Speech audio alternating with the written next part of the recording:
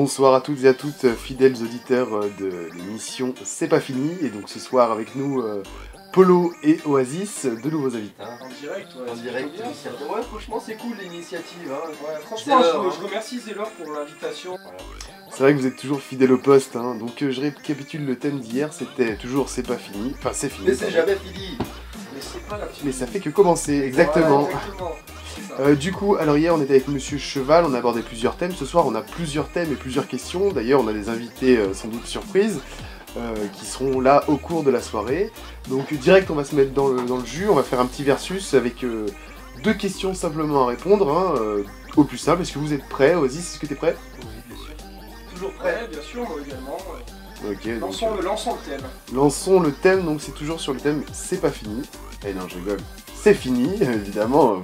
C'est pour voir si vous suiviez. Vous faites de l'humour, vous deux. Exactement, exactement. Donc, alors... C'est un grand. On y va. En 1644, le roi Louis XIV, qui n'était pas encore né, demanda à sa sœur, qui elle était née, de rapporter 3 chameaux, un yak, deux cornemuses et un vélo. Quel était le troisième? Quel était le troisième mot que j'ai prononcé? 14. X. Ah, X, IB. exactement. Non, c'était Louis XIV. Non, c'était pas Louis XIV, vous êtes pas loin. Est-ce que tu peux répéter ta phrase? Ah, évidemment, c'est ce que tu voudrais. Monsieur. Bien sûr que non. Et vous êtes Je demande un indice seulement. Ouais, Oasis a le droit de demander des indices quand ça va mal. Et coup de fil au public. Exactement. Je vais passer un coup de fil au public, je vais appeler mon confrère. D'accord, donc qui est ton confrère? Eh ben je sais pas. On va m'appeler un. Eh ben vas-y, appelle ton confrère. Par contre, on va répéter la phrase, on est d'accord. Non, je répéterai pas la phrase exactement mot pour mot, mais... Ah bah dans ce cas-là, je passe ta place. D'accord. Moi, je donne ma langue au chat sur cette partie. Tu donnes ta langue au chat. Donc le troisième mot que j'ai prononcé, c'était... Beau. Ah, de... Le beau mot. Quel Non, est le non. beau mot? Si, c'est mot, le mot. C'est le mot, il a raison. Je l'ai trouvé. Il l'a trouvé. Je l'ai trouvé. Il l'a trouvé, bravo. Kaziri Oasis l'a trouvé. Oasis est présent ce soir avec nous. Toujours présent, hein, je vous l'avais dit. Hein. Toujours, Je hein, suis toujours. prêt. Chaud comme le chocolat. Donc, on a notre très cher Polo qui est quand même présent avec nous ce soir, mais qui... Attends-moi sur le terrain. J'étais en difficulté sur cette question, mais Attends-moi sur le terrain. moi je suis plus dans le domaine sportif. Voilà. Et ben, dans le domaine sportif, est-ce que tu pourrais me sortir, par rapport à notre thème C'est fini, quelque chose qui est fini et de l'actualité, hein, simplement? Je pense que le Tour de France est bientôt fini. Il est fini dimanche, donc c'est qu'il est bientôt fini. Il n'est pas encore fini.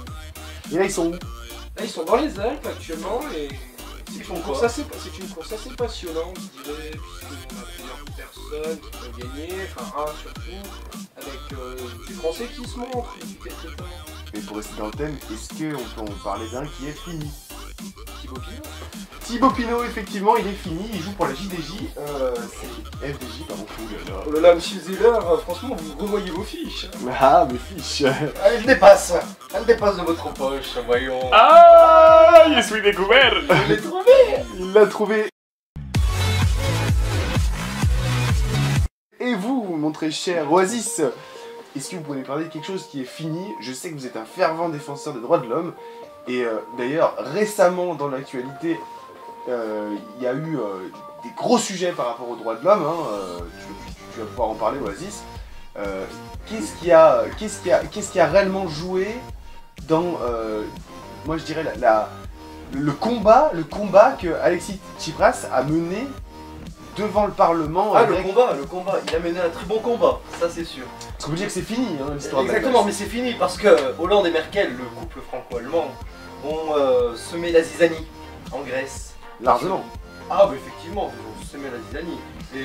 Et je sais de quoi je parle, Mon collègue Polo pourra en témoigner, le fervent supporter de Monsieur Tsipras, qui a cédé aux tentations de Bruxelles et de Merkel.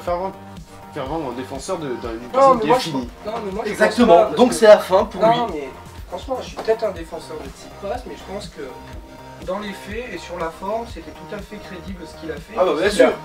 Comparer Valls qui fait 49-3, proposer un... Tsipras, Voilà, c'est mieux, on est exactement d'accord. ça. On est d'accord, mais entre convaincus, on est toujours d'accord. On a d'un côté un gouvernement grec qui prend des mesures, qui consulte le peuple qu'il a élu pour savoir si c'est bien ou pas bien telle réforme, et de l'autre côté on a un gouvernement français conduit par Manuel Valls qui use du délit de démocratie, je cite Monsieur Hollande, en citant le 40, proclamant imposant de force le 49-3. Mais le 49-3 est toujours de force. Ce qui a semé la zizanie actuellement dans la famille politique française. Est-ce que vous pouvez nous parler du 49.3 du coup, parce que moi je suis pas du tout au courant. Alors le 49.3, je vais en dire.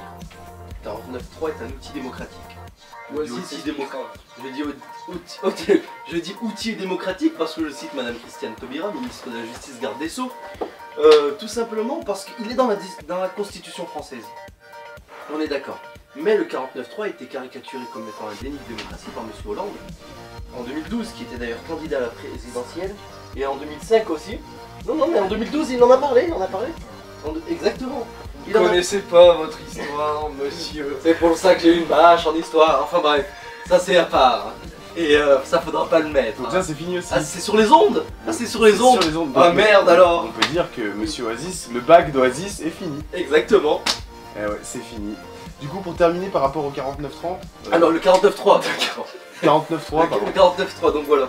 Le gouvernement, en l'occurrence le Premier ministre, peut mettre sa responsabilité sur un projet de loi, le faire passer de force. En l'occurrence c'est un projet de loi. Trois fois parce qu'il y a eu 3 navettes. Une fois au Sénat, à l'Assemblée, une fois au Sénat et une fois à l'Assemblée, elle a été définitivement votée. Mais je remarquerai que sur cette loi il y a des avancées comme il y a de grosses régressions. On est d'accord. Moi j'aimerais bien t'entendre parler de ce qui finit.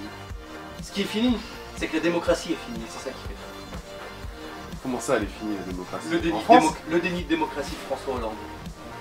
Donc toi, tu pourrais dire simplement que, en gros, le gouvernement, là, il use de son pouvoir suprême, que lui a donné... Je parlerai pas de monarchie absolue. Non, c'est pas de la monarchie absolue. Je parlerai pas de monarchie. Le pouvoir, il faut retourner, il faut passer une 6ème République, ce serait quoi pour vous Si on dit que la 5ème République, ce soir, elle est finie. C'est fini la 5ème République. Qu'est-ce que ce serait pour vous, la 6ème République? Moi, je voudrais entendre parler d'abord Polo, et une utopie, d'accord. Mais on va entendre Polo d'abord, et ensuite, on retournera avec Oasis.